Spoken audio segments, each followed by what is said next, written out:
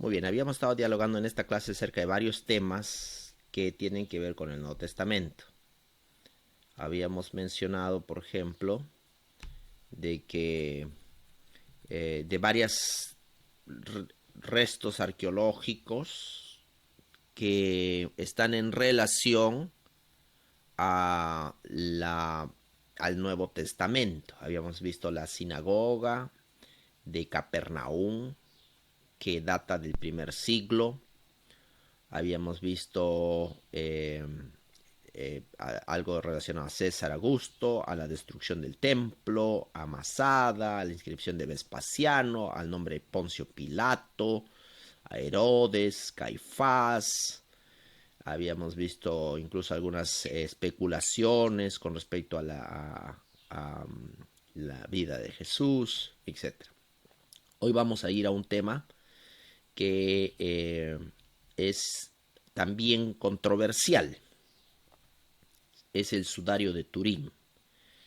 El sudario de Turín es una pieza que la Iglesia Católica guarda en este lugar, en Turín, una catedral donde se almacena esta pieza y que se cree, muchos creen, que es el lienzo con el cual se cubrió a Jesús en el momento de su muerte.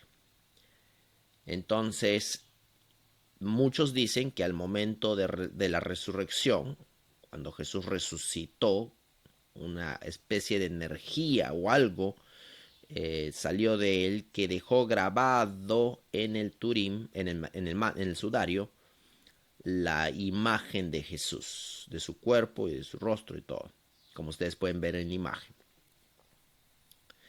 Entonces esta pieza ha causado bastante revuelo y controversia. Muchos han estado eh, curiosos si realmente esta pieza corresponde a Cristo resucitado, ¿no? Al momento de cuando Cristo resucitó, lo cual sería pues algo muy interesante, ¿no? Tener, si esto es así. Así que eh, si miramos de cerca, en la izquierda es como se ve el manto, en la derecha es como se ve con fotografía en negativo.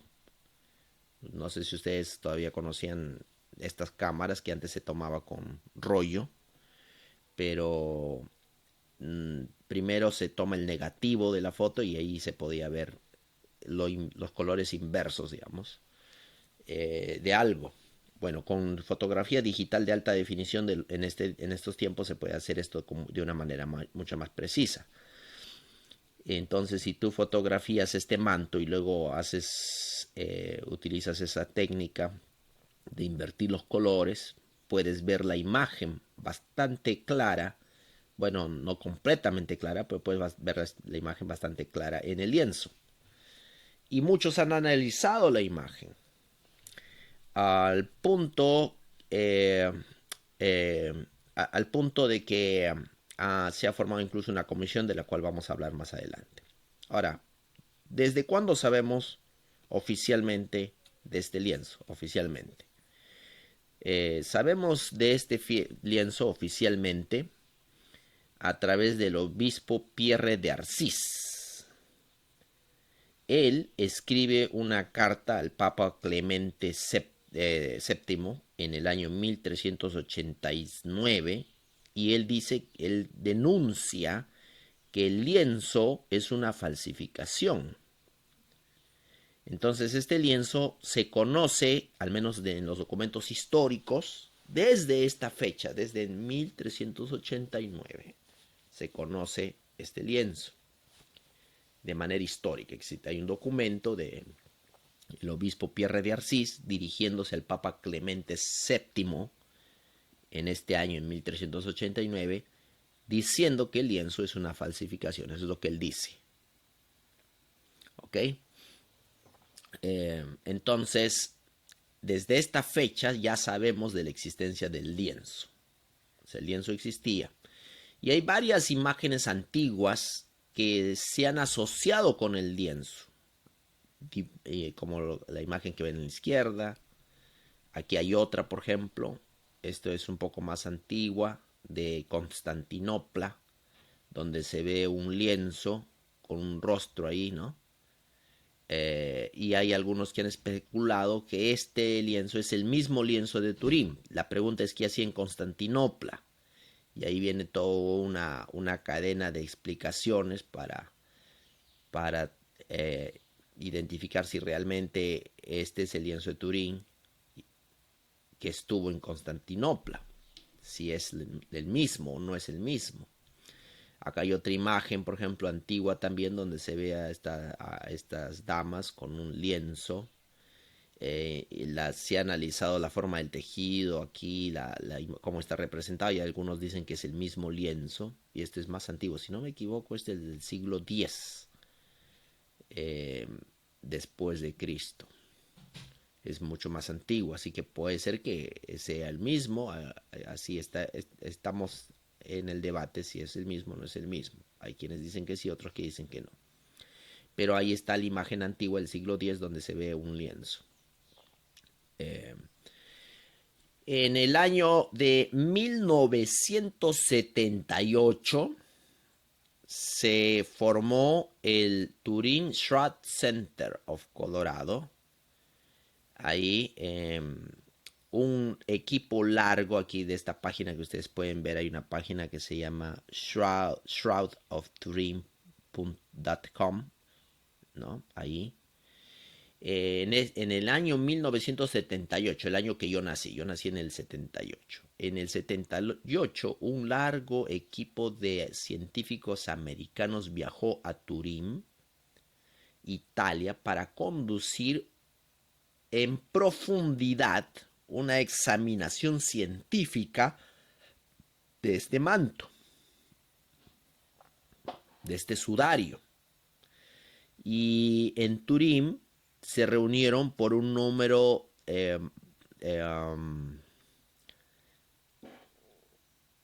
se juntaron un número de colegas internacionales. La expedición estuvo bajo el auspicio, estoy tratando de traducir ahora, bajo el auspicio de el proyecto de investigación del sudario de Turín, así se llama, es STARP.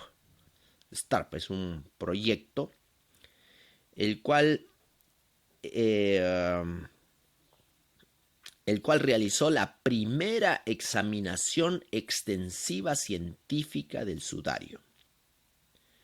Y parece ser que hasta la fecha es la más completa, el estudio más completo que tenemos en las manos que alguna vez se haya hecho. Así que este grupo, que es el grupo de Shroud of Turin Research Project, el proyecto de investigación del sudario de Turín, gastó cerca de 2 años antes de embarcarse a Turín estaban planificando docenas de experimentos para reunir información. O sea, 2 años antes de ir a Turín, ellos planificaron una serie de experimentos para poder analizar el manto y para poder medir y probar y hacer test, etc. Entonces, para ayudar el esfuerzo, ellos llevaron varias toneladas de equipo científico. O sea, no se fueron con las manos vacías, sino llevaron toneladas de equipo científico, de medición, de test. Y el equipo llegó a Turín en cerca del octubre de 1978, siguiendo un evento público donde se mostró el sudario para conmemorar el 400 aniversario de la llegada del sudario a Turín. Imagínense, 400 años de aniversario se celebró y justo después de esos 400 años de aniversario el equipo empezó a trabajar. Hay un micrófono ahí, por favor, si pueden apagarlo. Sí. Por favor, si nos pueden ayudar con el micrófono.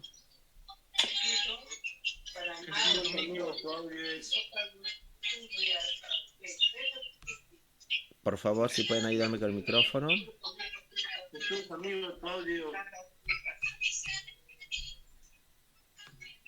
Muy bien, entonces estábamos explicando de que en el año de 1978, después de 400 años, ¿no? Se celebraba el 400 aniversario de la llegada de este manto a la ciudad de Turín. Y por 5 días completos, desde el 8 de octubre hasta el 13 de octubre de ese año, este equipo, que se conoce como STARP, estudió el manto alrededor con bastante apresuramiento, con muchas cosas que había que hacer, en un cuarto largo en el Palacio Real que está junto a la Catedral de Turín. Y cada periodo de 24 años había una especie de reporte en los turnos que permitió que el trabajo procediera de manera ininterrumpida mientras algunos del equipo de STARP pudieran dormir y otros condujeran la investigación. En otras palabras, por 5 días, por 5 días este estudio se realizó sin dormir. ¿Qué les parece? O sea, había turnos, algunos dormían, mientras los otros se continuó el trabajo. Se había organizado el trabajo de una manera tan precisa que no se perdió ni un minuto de tiempo. 5 días, 24 horas al día estudiando el manto con bastante cuidado. Eso es lo que se hizo. Así que fue un estudio bastante interesante que se realizó en el año 1978 con la tecnología disponible en ese tiempo. ¿Ok? Aquí vemos algunos miembros de ese equipo. No están todos, pero para que tengan una idea, ¿quiénes son los que estuvieron en este equipo, no? ¿Qué clase de personas estuvieron en este equipo? Y vamos a leer algunos cargos y algunas responsabilidades para que ustedes se den cuenta la seriedad de lo que hicieron, digamos.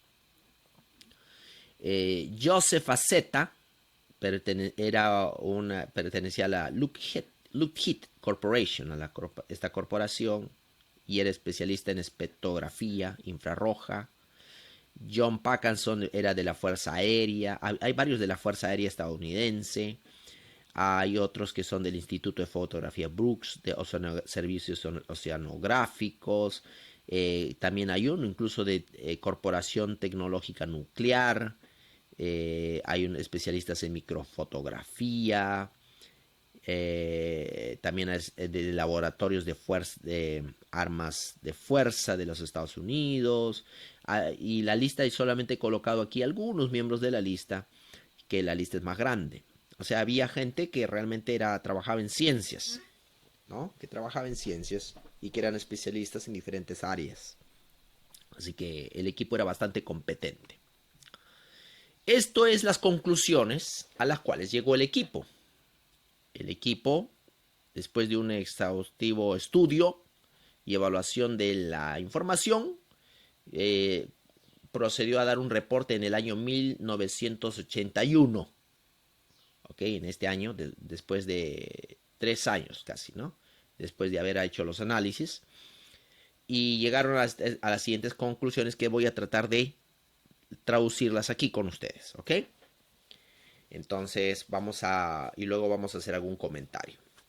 Dice, no hay pigmentos, pintura o teñidores o teñidos que hayan sido encontrados en las fibras. En otras palabras, la imagen que ustedes ven en el sudario no es producto de un pintado, de que alguien pintó el manto. Un artista dijo, voy a pintar el manto y voy a hacerlo de una manera bien parecida, etcétera, ¿no? No se utilizó ningún tipo de pintura, pigmento, teñido, nada de eso. No se encontró eso en el manto, en las fibras del manto. ¿Qué más dice? Los rayos X, la fluorescencia y la microquímica en las fibras precluden la posibilidad de pintura siendo usada como un método para crear la imagen. En otras palabras, parece ser que no existió nada de pintura. Con todo el análisis que han hecho, no hay rastros de eso. Habiendo hecho rayos X, fluorescencia, microquímica, todo, no hay restos de pintura, nada de pintura. El rayos ultravioleta y la evaluación infrarroja confirma también estos estudios. La imagen de computadora que ha sido mejorada y el análisis por un aparato conocido como BP8 muestra que la imagen es única, tiene información tridimensional que está codificada en esto. En otras palabras, el manto sí envolvió algún tipo de cuerpo de manera tridimensional. No se puede haber pintado como un lienzo, en otras palabras. No podría un artista haber agarrado y colocado el manto y empezar a pintar, porque el manto tiene información tridimensional. No sé cómo explicarles esto, pero en otras palabras, la imagen solo se podría haber producido si la imagen, si el manto está sobre un cuerpo tridimensional. ¿Ok? La evaluación microquímica no indicó evidencia de ningún tipo de, y aquí viene algo interesante, la evaluación microquímica no tiene evidencia de especies, aceites u otros bioquímicos conocidos que se conocen que se producen por el cuerpo en vida o en muerte. Y aquí este es otro punto importante. O sea, es cierto, no tenemos información de restos de pintura. Este cuadro no se podría haber hecho con pintura, pero también la evaluación microquímica no tiene evidencias de aceites, especies o bioquímicos que son producidos por el cuerpo en el momento de la vida o la muerte, ¿no? Del cuerpo cuando muere deja restos bioquímicos, entonces no hay restos de eso ahí. Dice, es claro que ahí ha habido un contacto directo de este manto con un cuerpo, con algún cuerpo, lo cual explica ciertas características tales como las marcas de laceramiento y la sangre.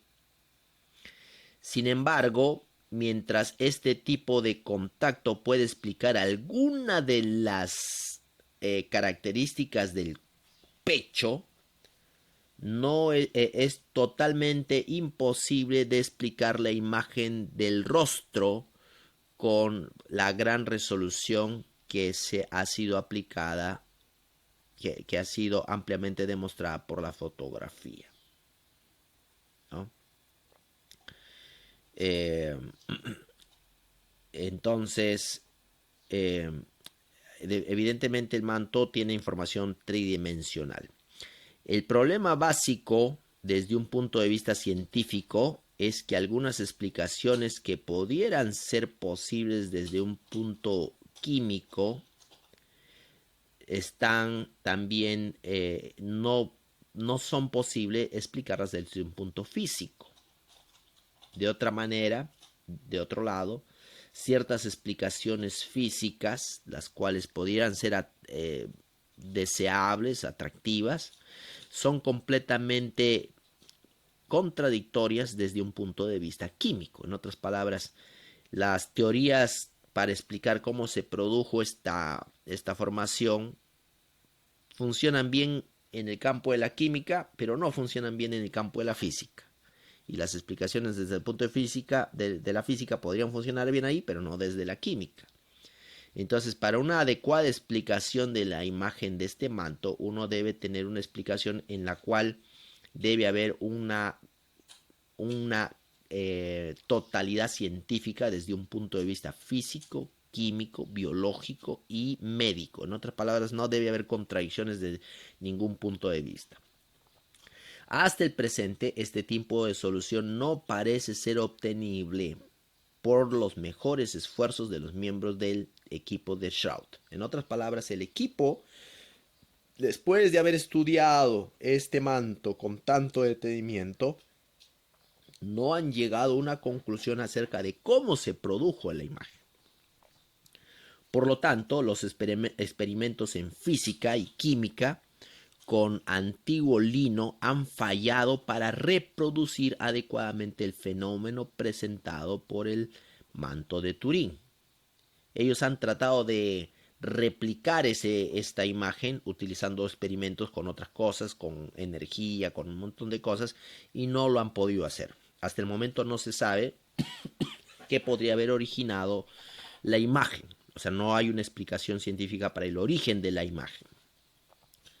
El consenso científico es que la imagen fue producida por algo que resultó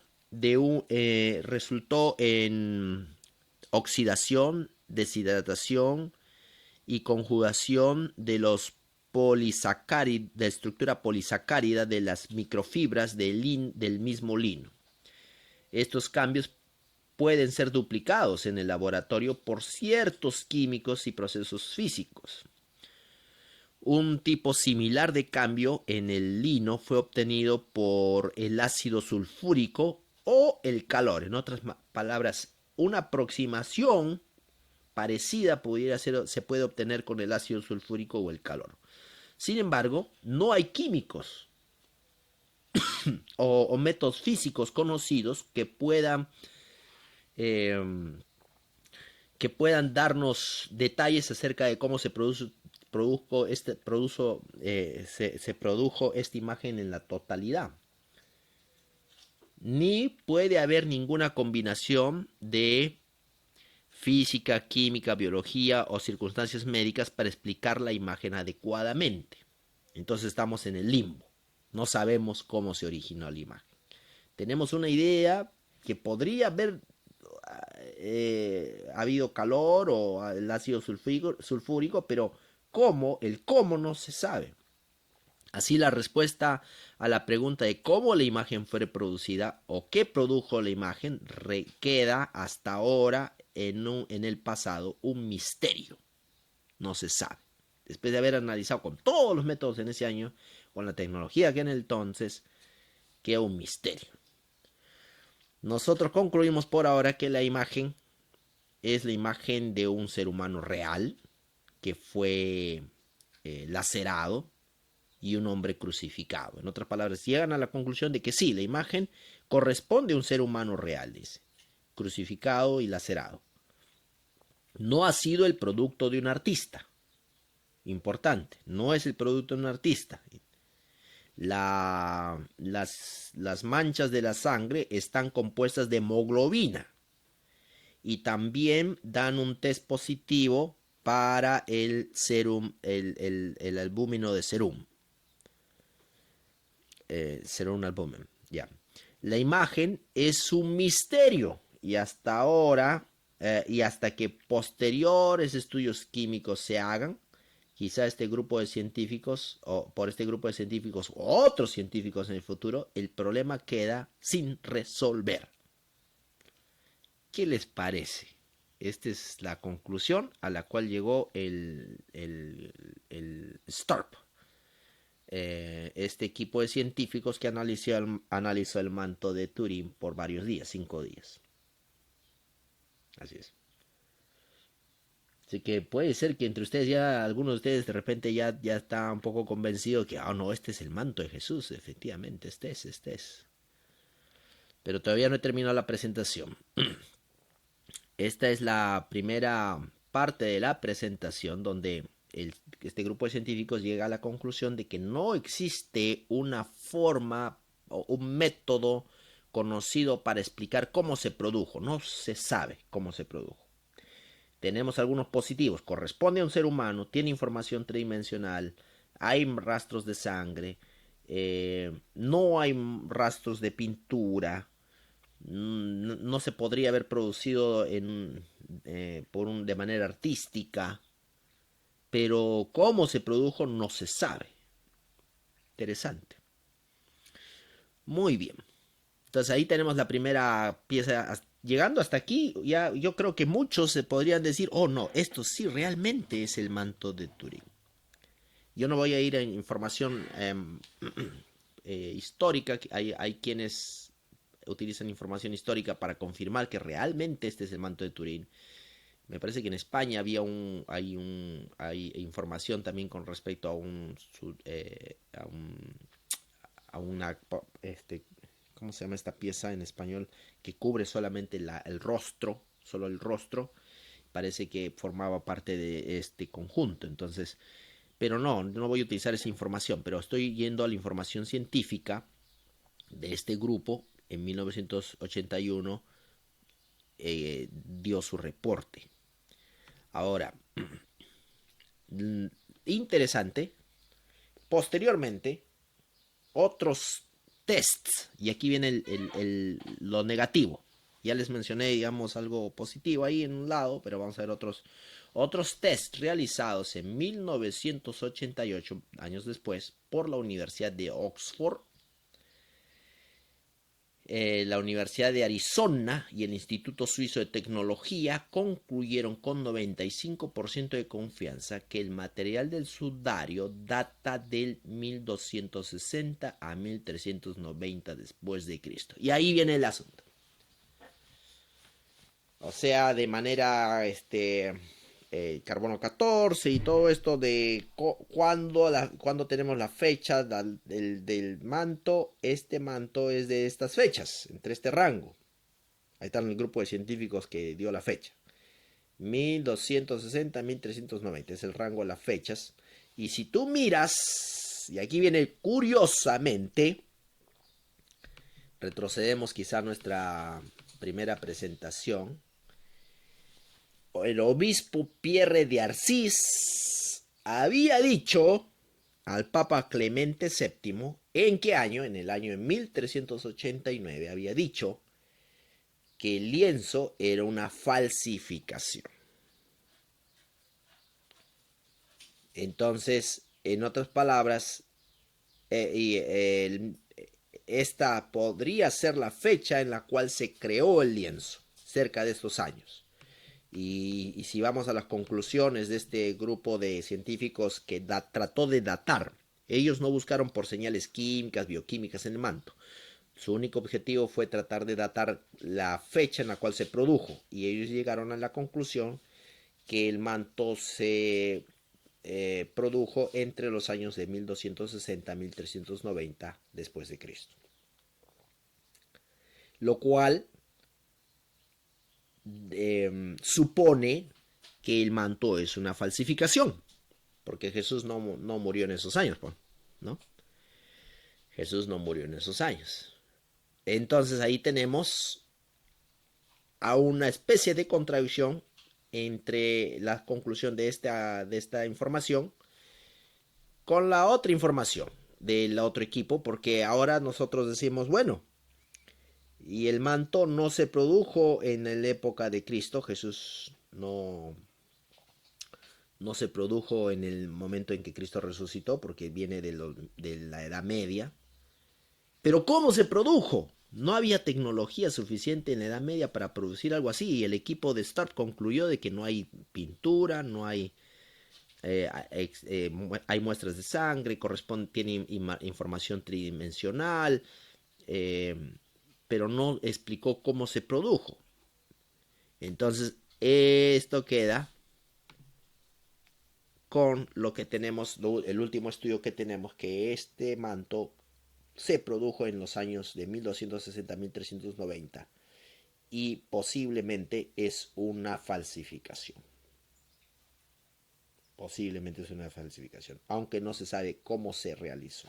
Esa es una posibilidad grande. Así que esa es la información de la cual disponemos hasta el momento. Para cuando les pregunten en sus iglesias, ¿Será que este manto es el manto de Jesús? Ya saben ustedes qué decir. Ya tienen información de estos equipos de científicos que realizaron estos estudios. ¿Alguna pregunta?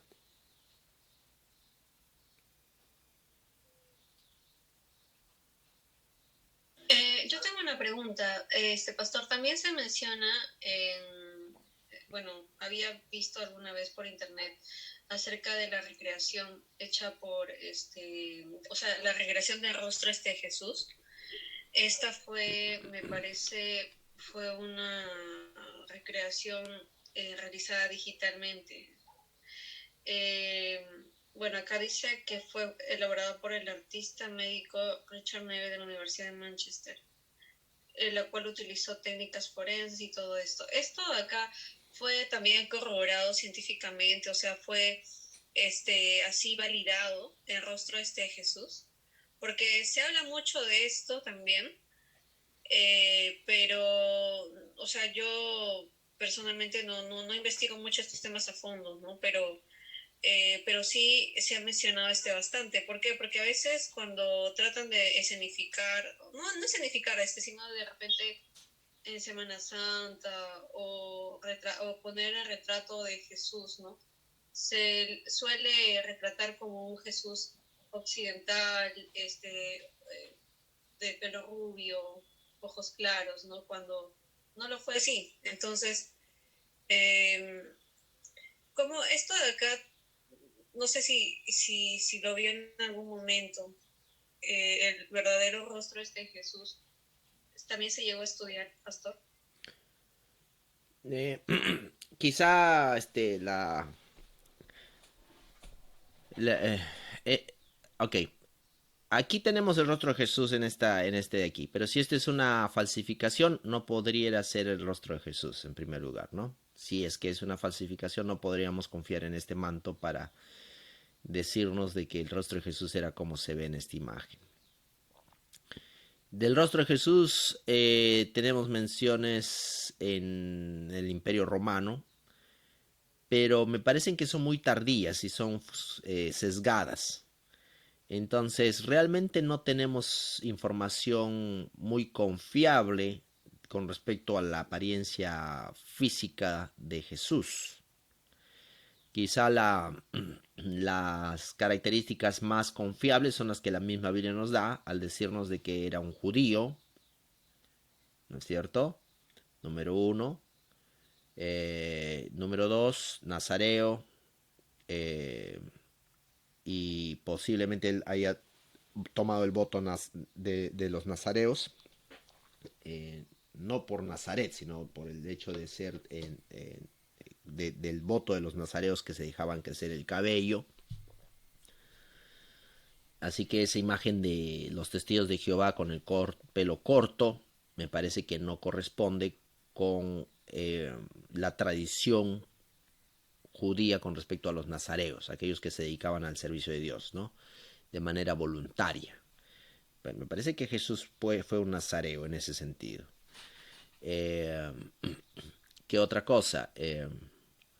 No tendríamos información con respecto al color de sus ojos porque hay que recordar que los judíos, eh, la, la, el ADN judío, si bien es cierto, se ha preservado bastante bien al transcurso de los siglos, porque ellos son bastante exclusivos en relación a casamiento, no mezclarse con otras naciones. Sin embargo, sí ha habido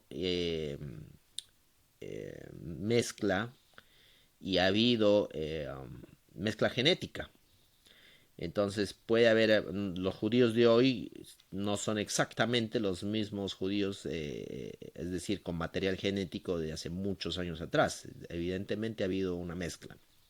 Entonces es posible que ahora tengamos muchos más judíos con más rasgos occidentales, de repente de lo que fue en el tiempo de Jesús, donde es posible que haya habido más rastros de orientales, asiáticos, rastros de la gente que vive en los países árabes, ¿no? de esa región. Entonces, no tenemos información real del rostro de Jesús, del cual podemos decir confiablemente así ha sido el rostro de Jesús. Sí. Ok, muchas gracias, pastor. Muy bien. Ok, bueno, creo que esa fue la única pregunta. Entonces damos por concluido este semestre. Que Dios los bendiga grandemente. Y ahora vamos a pasar a otro tema.